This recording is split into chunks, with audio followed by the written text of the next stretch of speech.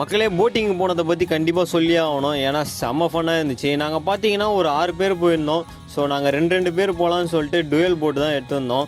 So எவ்வளோ charge பண்ணாங்க பார்த்தீங்கன்னா பெர் போட்டுக்கு வந்து 400 ருபீஸு. அதில் பார்த்தீங்கன்னா ரிட்டர்ன் வந்து நம்மளுக்கு 200 ருபீஸ் முடிஞ்ச உடனே கொடுத்துருவாங்க. ஏன்னா நம்ம எதனா டேமேஜ் பண்ணி எடுத்துகிட்டு வந்தால் இல்லை எக்ஸ்ட்ரா அவங்க கொடுக்குற ஹவர்ஸை தாண்டி அதிகமாக ஓட்டினா ஸோ அதில் பிடிச்சின்னு தான் கொடுப்பாங்க. ஸோ அதனால் நம்ம வந்து ஃபஸ்ட்டு 400 ரூபா கட்டணும். ஸோ போட்டிங் போகிறதுக்கு முன்னாடி ஆளுக்கு ஒரு லைஃப் ஜாக்கெட் கொடுக்குறாங்க. ஜம்முன்னு போட்டுன்னு போக வேண்டியதான். ஸோ பார்த்தீங்கன்னா நம்மளுக்கு டோட்டலாக வந்து 30 மினிட்ஸ் கொடுப்பாங்க.